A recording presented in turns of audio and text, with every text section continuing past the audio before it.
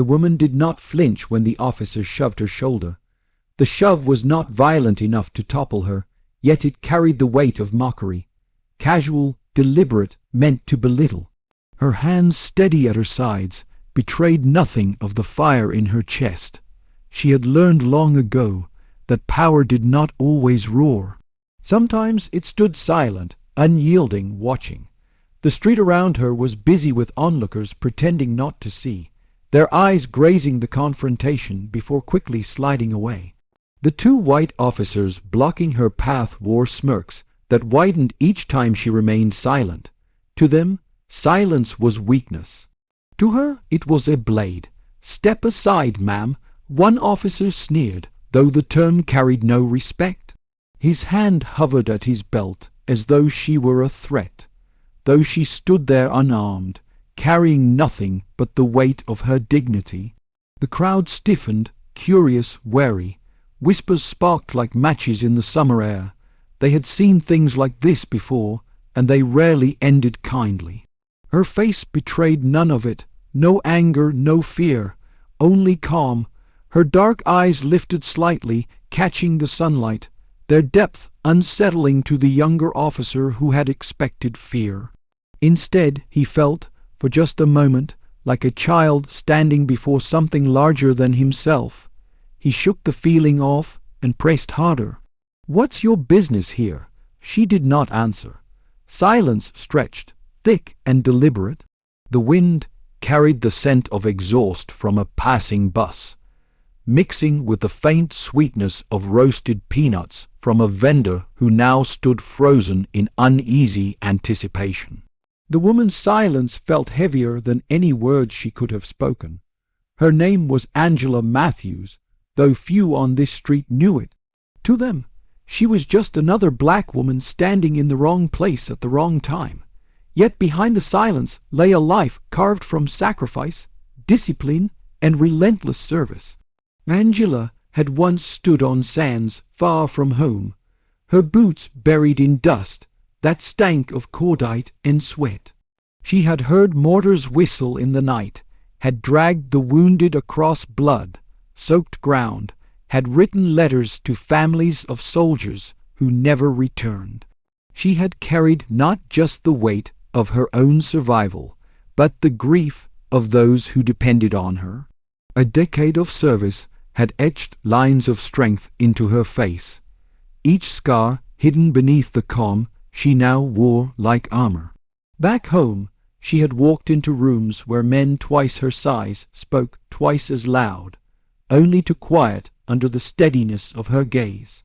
She had risen through the ranks not because she demanded authority, but because she embodied it, the kind of authority that did not need to shout, the kind that bent the air around it.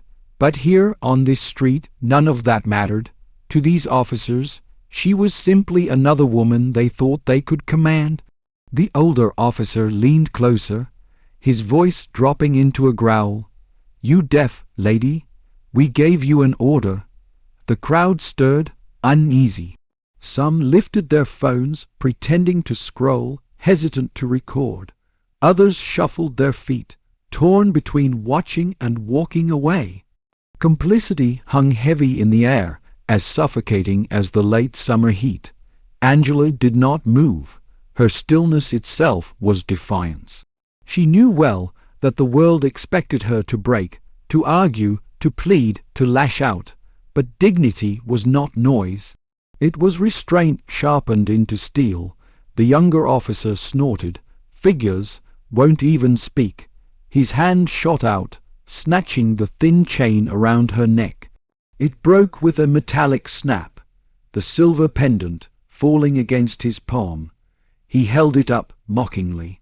"What's this? Think this makes you special?" A murmur rippled through the crowd. Angela's eyes flickered to the pendant, but she did not lunge, did not reach. The necklace bore the insignia of the police department itself, a subtle emblem few civilians would recognize. Yet it was hers, earned, not given. The silence deepened, now laced with tension. The older officer frowned, perhaps sensing something amiss, but he doubled down. He shoved the pendant into his pocket, smirking as though he had won something. Guess we'll keep this for evidence. Angela's chest rose slowly, measured. Then, with the faintest movement, she extended her hand, not for the pendant, not for confrontation. Simply a hand, steady, waiting. The younger officer laughed harshly. You want it back? Say please. A child in the crowd whimpered, quickly hushed by her mother. The air was thick with humiliation, with the quiet complicity of those who saw but chose not to act. And then, like a ripple tearing through still water, a voice cut through. Not Angela's. Another, sharp, commanding. Officers, stand down. Heads turned, the crowd shifted. From the end of the block, a group of uniformed officers approached in formation. At their center walked a tall man, his face grim, but his eyes were fixed not on the woman, but on the two officers who had dared to touch her.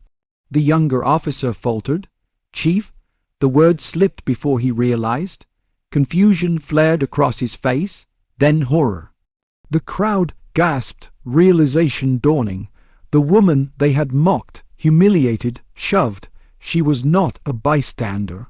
She was their chief, their highest authority. Angela finally spoke, her voice calm, resonant, each word falling like a gavel. Power is not given, it is proven, and today you have proven yours to be nothing but arrogance. The quote burned into the silence, unforgettable. The younger officer flushed red, the older one paled. Neither could meet her gaze. She stepped forward, her presence commanding more than any shout ever could. She extended her hand again. This time, the older officer fumbled, pulling the pendant from his pocket and placing it into her palm. Her fingers closed around it, slow, deliberate. Dignity, she said softly, though the entire street heard her, is not for you to take. It is for me to keep. The crowd erupted not in cheers, but in a profound, collective stillness, a silence of respect. Phones lifted now not in hesitation, but in certainty. The image of a black woman standing taller than her oppressors, not through anger but through unshakable calm, was etched into their memories. The chief at her side nodded, eyes softening. "Ma'am," he said quietly, though she outranked him in that moment, "orders." Angela's gaze swept over the two officers who now seemed impossibly small. She did not need to shout. Her verdict was clear. Escort them off this street. They do not serve what we stand for. The uniforms closed in. The disgraced officers were led away, their shoulders hunched, their arrogance stripped bare. The crowd parted, watching with silent justice. And Angela remained, pendant in hand, eyes steady on the horizon. Her silence had won more than words ever could. Later, as the sun dipped low and shadows stretched across the pavement, she walked alone back to her car. The whispers of the crowd still followed her, not of mockery but of reverence. People spoke softly of the woman who had turned humiliation into honor, who had shown that true strength is not in how loud one can be, but in how deeply one can stand. And her words lingered in their minds, destined to spread far beyond this street. Dignity is not for you to take. It is for me to keep. For in a world quick to strip, mock, and diminish, there remained those whose silence was not weakness, but power unshakable. Angela knew she would be remembered not for the confrontation itself, but for the way she carried it. And perhaps in that memory, others would learn that respect is not negotiable, that power must serve justice, and that even in silence, a single soul can command the weight of the world. To those who watched, the story would be told again and again, of the officers who mocked their chief, and of the woman who needed no weapon, no shout, no threat to show them who she was. Her lesson was simple, yet eternal. True power wears silence like a crown. And as the night embraced the city, Angela drove home, the pendant glinting faintly in the dark. the weight of it not a burden but a reminder. That dignity, once held, could never be taken away.